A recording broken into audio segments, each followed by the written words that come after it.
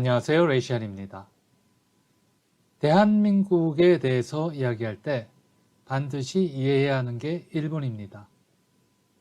일본을 모르면 국뽕 스토리의 배경과 맥락이 사라지죠.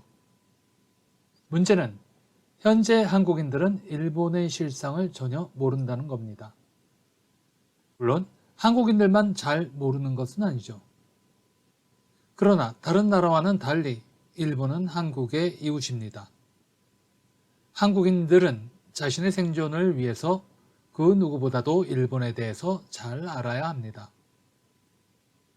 방송의 제목을 애증의 미일 관계라고 했지만 실상 미국과 일본 사이에 애정이 있기나 한지 의심스럽습니다.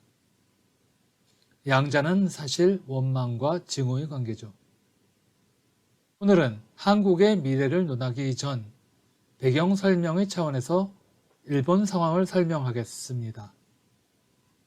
우선 한국인들 대부분이 가지는 일본에 대한 오해를 먼저 정리하고 그 다음 일본의 지정학적인 상황을 설명합니다.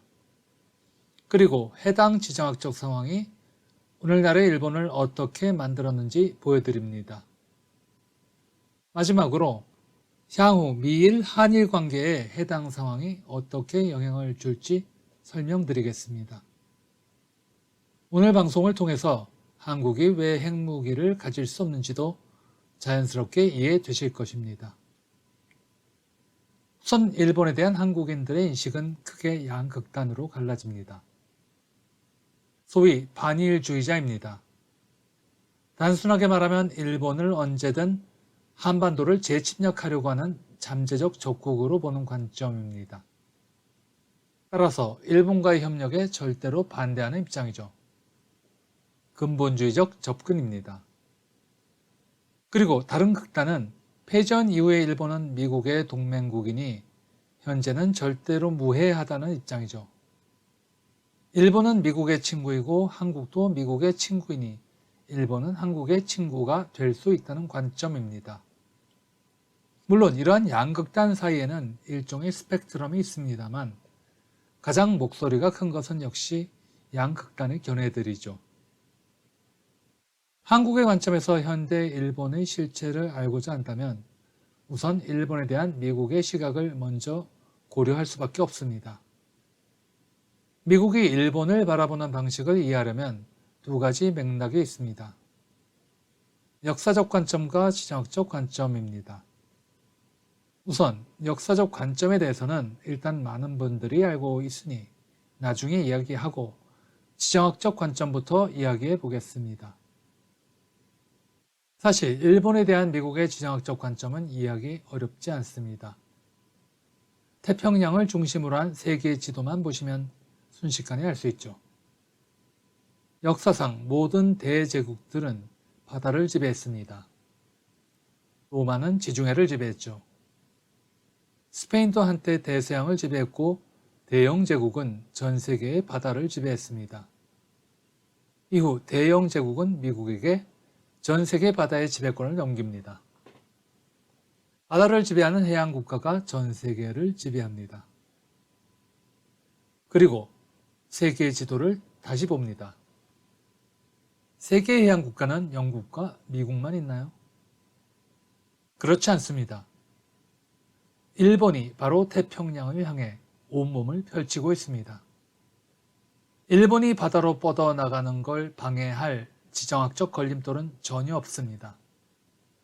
게다가 일본은 인구 1억 2천만을 넘는 대국이자 경제 규모에 있어서도 세계를 선도합니다. 물론 기술 강국이죠. 물리적으로는 일본이 태평양으로 진출하는데 아무런 걸림돌이 없습니다. 일본과 서로 마주보는 미국만이 유일한 걸림돌이죠. 해양 진출의 물리적 난관에 대한 이해를 돕기 위해 현재 세계의 강대국이자 미국의 적대국인 러시아와 중국의 사정을 살펴보겠습니다. 러시아는 사실상 대양으로의 진출이 불가능합니다. 대서양 쪽은 스칸디나비아 국가들과 영국, 스페인 등이 걸림돌이고 태평양 쪽은 일본이 관리합니다. 물론 북극해는 얼어있고 항만 인프라도 열악합니다. 중국의 사정도 답답합니다. 태평양 쪽은 북한, 한국, 일본이 첩첩이 맡고 있고 남진해나 동진해의 진출은 타이완이 걸림돌입니다. 이에 반해 일본은 태평양을 직접 바라보고 있죠. 그리고 일본의 해양 국가로서의 입지를 이야기할 때 모두가 잊고 있는 것이 하나 더 있습니다. 남진해와 동진해의 동남아의 바다를 미국과 일본이 함께 관리하고 있다는 것이죠. 문제는 아시아가 미국에게 너무나 멀다는 것입니다. 따라서 동남아의 유사시 동남아 국가들은 곧바로 일본의 해군력에게 의지하려고 합니다. 물론 동남아에는 전통적으로 일본 기업이 깊은 이해관계를 가지고 있습니다. 미국 일각에서는 동남아 국가들을 친미 국가가 아니라 친일 국가로 인식하기도 합니다. 세계적인 지정학자 조지 프리드먼의 저서 The Coming War with Japan의 관점입니다. 조지 프리드먼은 단순한 지정학자가 아니라 미국의 고위 정책 당국자들에게 정책 컨설팅을 합니다. 일 개인의 견해가 아니죠. 동남아 국가들을 굳이 친일 국가로 분류한다는 시각은 만약 미국의 아시아에 대한 영향력이 약화되면 동남아시아 국가들이 언제든 일본과 결탁하여 미국의 이익을 침해할 수 있다는 것을 암시합니다. 동남아의 바다에 대한 일본의 영향력 역시 지도만 보면 쉽게 알 수 있습니다. 해양 영토를 고려하면 일본의 영토는 거대합니다. 북쪽으로는 북방 열도를 놓고 러시아와 충돌하고 있고 남으로는 대만 인근의 센카쿠 열도까지 이어집니다. 게다가 일본의 영토적 장점을 최대한 활용할 수 있는 지렛대가 바로 일본의 기술력과 경제력입니다. 일본은 대형 군함과 항공모함 및 잠수함을 언제든 찍어낼 수 있는 기술력과 경제력을 이미 가지고 있죠. 마음만 먹으면 언제든 대양 해군을 육성할 수 있습니다. 사실 일본은 미국을 제외하면 이미 전 세계 유일의 대양 해군을 보유하고 있습니다. 게다가 미국의 역사적 경험은 일본의 지정학적 입지를 증명합니다. 주지의 사실입니다만 제2차 세계대전 당시 미국에게 가장 큰 고통을 주었던 것은 독일이 아니라 일본입니다. 당시 일본 해군은 순식간에 태평양으로 터져나왔죠. 게다가 일본 열도는 난공불락의 요새였습니다. 미군이 상륙작전을 하자니 인명피해가 막대할 듯 했죠. 덕분에 핵폭탄을 2발 떨어뜨리면 일본이 항복하리라 기대했지만 정작 일본의 항복 이유는 미국의 핵폭탄이 아니라 소련 육군의 일본 열도 상륙 작전입니다. 일본 정부는 2발의 핵폭탄을 얻어맞고도 미국과 끝까지 싸우려고 했던 사실이 역사적 기록으로 남아 있습니다. 이러한 경험 때문에 제2차 세계대전 이후 미국은 일본을 철저히 통제하려 했고 그 상황은 지금까지 이어집니다. 덕분에 오늘날 일본은 사실상 미국의 반식민지입니다. 전쟁 직후에는 미국은 일본을 농업국가로 만들어 애초에 완전히 거세하려고 했습니다. 그러나 한국전쟁의 발발로 일본의 도움이 필요해지면서 미국은 일본의 정치와 산업에 대한 통제를 풀어주고 일본인들이 치욕적으로 여기는 1950년 미일 안보 조약을 통해 주일 미군이 주둔합니다. 미국의 일본에 대한 현대의 관리 방식은 간접 통치 방식입니다.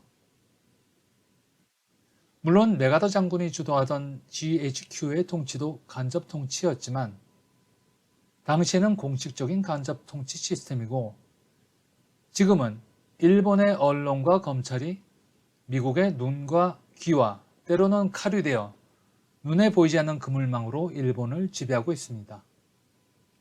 국내에도 번역된 서적이지만 동경지검 특수부라는 책이 있습니다. 로키드 마틴의 뇌물수수 사건으로 다나카 가쿠에의 수상을 응징한 동경지검 특수부의 성역 없는 수사를 칭송한 책이죠. 동경지검 특수부는 얼마나 강직한 사람들이 많기에 권력의 수뇌부를 수사할 수 있었을까요? 그 뒤에 미국이 있습니다.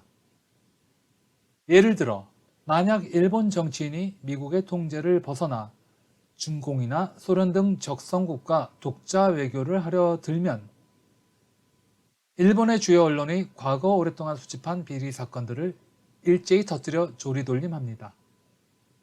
그리고 조리돌림만으로 해결이 어려우면 일본 검찰이 수사하는 시스템입니다. 이러한 상황은 일본의 굴레와 미국은 동아시아를 어떻게 지배했나라는 저서에 잘 설명되어 있습니다. 특히 후자에 대해 몇 가지 설명할 사안이 있습니다. 해당 서적은 마고사키 우케루라는 일본 외교관의 명절을 번역한 것인데 재미있는 것은 문재인 정권의 통일 외교안보 특보 문정인 씨가 해당 서적의 해제를 쓰고 추천했다는 사실입니다. 말하자면 이른바 진보 진영은 이미 일본을 미국의 반식민지로 인식하고 있었다는 것입니다.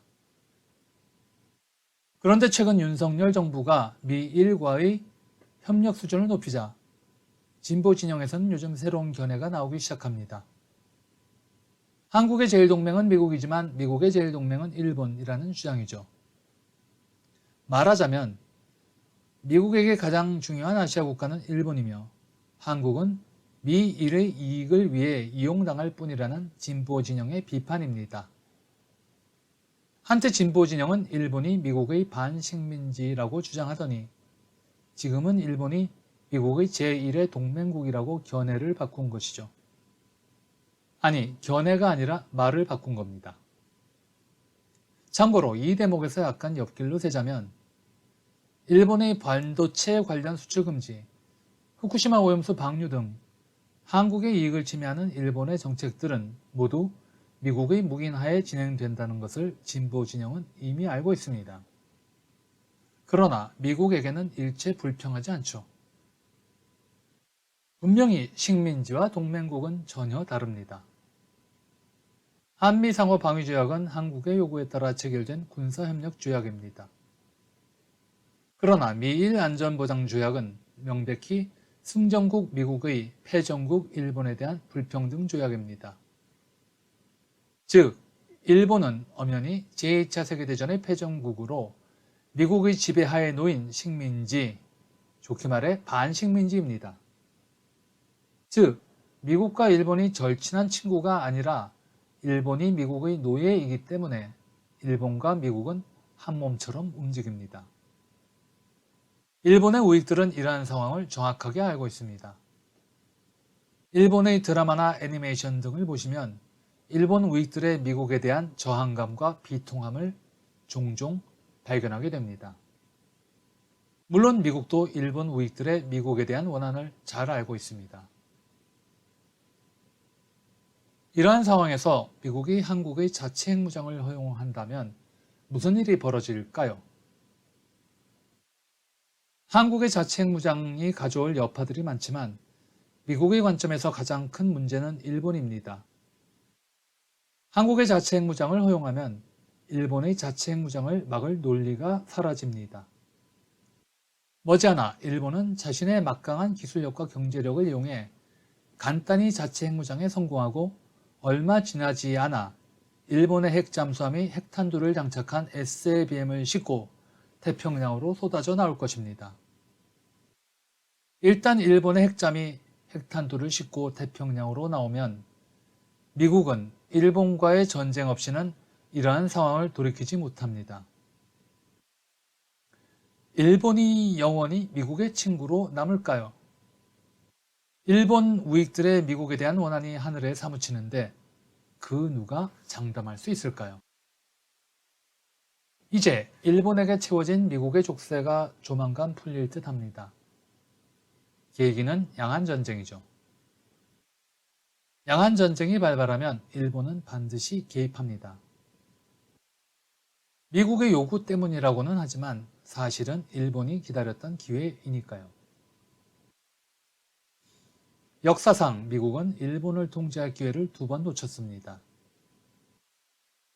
첫 번째는 페리 제독의 흑선 진입 이후죠. 당시 미국은 일본을 식민지화할 수도 있었지만 남북전쟁으로 일본을 관리할 여력이 없었죠. 그 틈을 타고 일본은 빠르게 군사강국으로 성장합니다. 두 번째는 제2차 세계대전이죠. 당시 미국은 일본을 농업국가로 전락시키려 했지만 한국전쟁으로 미국을 위협하는 경제기술 강국으로 성장하게 됩니다. 그리고 이제 일본에게 세 번째 기회가 옵니다. 양안전쟁이 발발하면 미국은 일본의 대중국 무력 투사를 요청할 겁니다. 문제는 현재 미국은 과거 남북전쟁에 비견될 정도로 내부 분열이 극심하다는 것이죠. 만약 양안전쟁으로 일본의 재무장이 본격화된 이후에 미국이 일본에 대한 통제의 끈을 놓치게 되면 한국은 일본이 아시아 바다의 새로운 제왕으로 군림하는 과정을 지켜볼 수도 있습니다. 여기에 한국의 가치가 있습니다. 후속 방송에서 다루겠지만 한국의 지정학적 입지는 중국의 목을 치고 일본의 척추를 꺾는 단검입니다. 미국에게 절대로 필요한 단검입니다. 지도만 보시면 바로 이해됩니다. 지난 방송에서 말씀드렸죠. 미국이 약해지면 한국이 강해진다고 말이죠. 일본을 제어하기 위해서는 미국은 결국 한국의 도움이 필요하게 됩니다. 오늘은 여기까지 하겠습니다. 좋아요, 구독, 알림 설정 해주시면 좋은 컨텐츠로 보답해 드리겠습니다. 감사합니다.